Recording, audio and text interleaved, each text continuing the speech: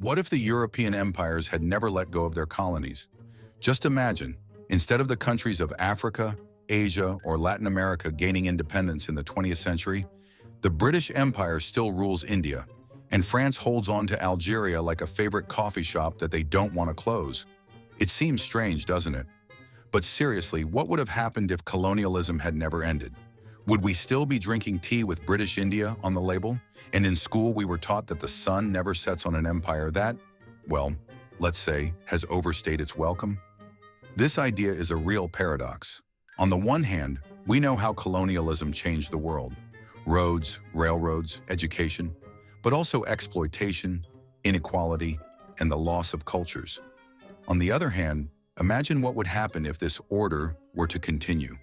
The irony is that perhaps some of us would still be wearing a Lord Curzon-style hat, considering it the height of fashion, and in Africa we would still be looking for an El Dorado, not noticing the real treasures, people and their culture. Could we live in a world where freedom would remain just a word in the dictionary?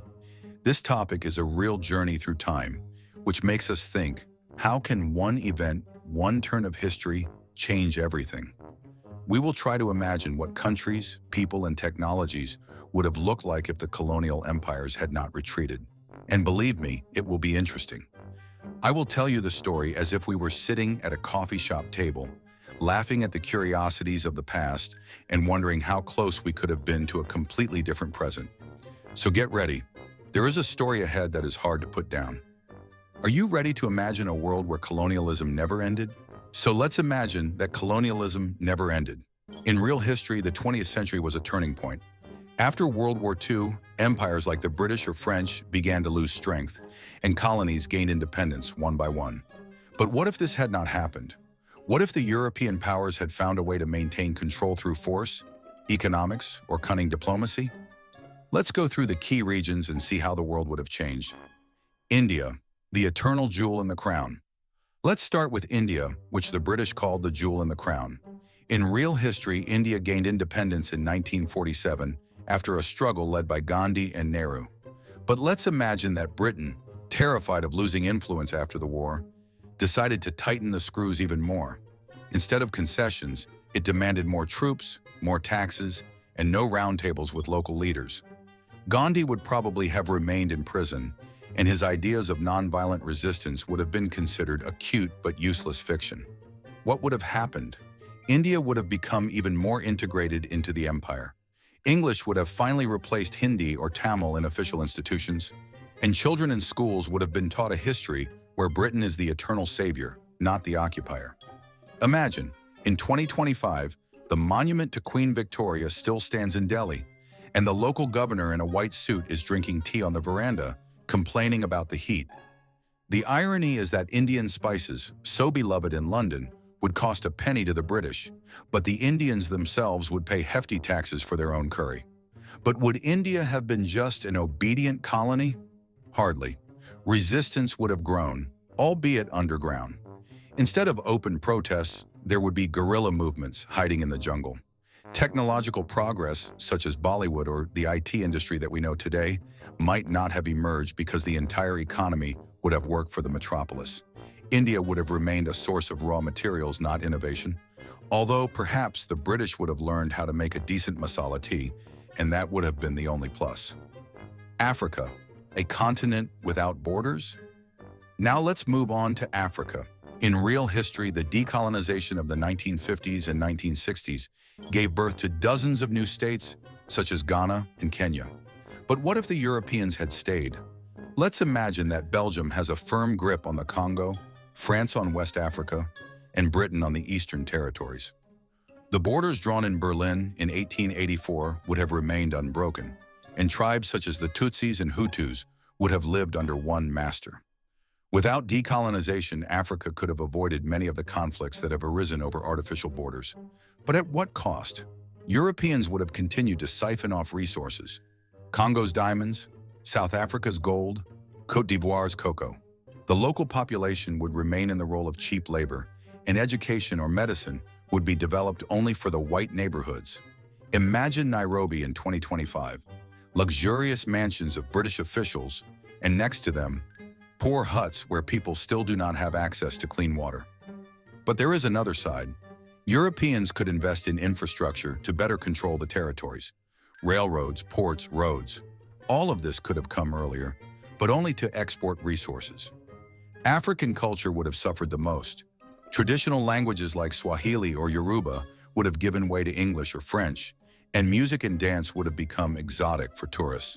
Ironically, Europeans could have been proud of Africa's civilization without noticing that they had simply destroyed its soul. Latin America. The Spanish accent. In Latin America, Spain and Portugal lost control in the 19th century, but let's imagine that they returned in the 20th century, taking advantage of the weakness of young states. Spain could rule Peru or Mexico again, and Portugal could rule Brazil. Instead of independent republics, we would have had vice kingdoms where all power would have belonged to European elites. The economy would remain raw material-based: silver from Bolivia, coffee from Colombia, sugar from Brazil, everything would go to Europe. Local cultures such as the Inca or Aztec heritage would be further dissolved under the pressure of the Catholic Church in the Spanish language. Imagine, in 2025, the Viceroy's palace still stands in Mexico City, and children in schools sing the Spanish national anthem, even though their ancestors built the pyramids at Teotihuacan. But resistance would be inevitable. Revolutionaries like Simón Bolívar would become symbols of underground movements, and guerrilla wars in the Amazon jungle would continue for decades. The irony is that Europeans, who were so proud of their culture, would have been dancing salsa at parties in Lisbon, considering it their invention. Technology and culture, a world without exchange. What about technology? In real history, decolonization gave rise to globalization. Countries exchanged ideas, technologies, and culture. But if colonialism had continued, the world would have remained divided into metropoles and peripheries. Europe could have monopolized progress. The internet, smartphones, and aviation would have developed only in London or Paris, and people in the colonies would still be traveling by steam trains. Culture would have become one-sided. Hollywood might not have emerged because America, weakened by internal conflicts, would not have become a leader. Instead, the European empires would have promoted their masterpieces. Imagine the whole world watching British TV series about the glory of the empire in 2025, and Indian cinema never being born. It is ironic that Europeans could borrow African rhythms or Indian dances, passing them off as their own, and call it a fashion trend. The present, empires in 2025. Now let's take a look at the year 2025 of this alternative world. European empires like Britain or France still rule half the planet. In London, Parliament is discussing the Indian question, and in Paris, the Algerian uprising. Colonies remain a source of raw materials, and their inhabitants have no civil rights. Imagine, in Kenya, a farmer works on a tea plantation for a penny, and in London, this tea is sold as an exclusive variety. But the world does not stand still.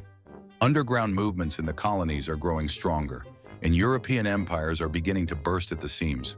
Young people in the metropoles, inspired by the ideas of freedom, are protesting against the old order. The irony is that the Europeans, who were so proud of civilization, would have been mired in stagnation themselves, and the colonies, despite oppression, would have become a source of new ideas, from music to technology. Here we are at the end of our journey through a world where colonialism never ended. What do we have? India, which would have become Britain's eternal pearl, but lost its soul. Africa, where Europeans would build roads, but only for themselves, not for people. Latin America, where the Spanish accent would drown out the voices of the Incas and Aztecs. And the present, where technology belongs to metropolitan areas and colonies, remain a raw material appendage.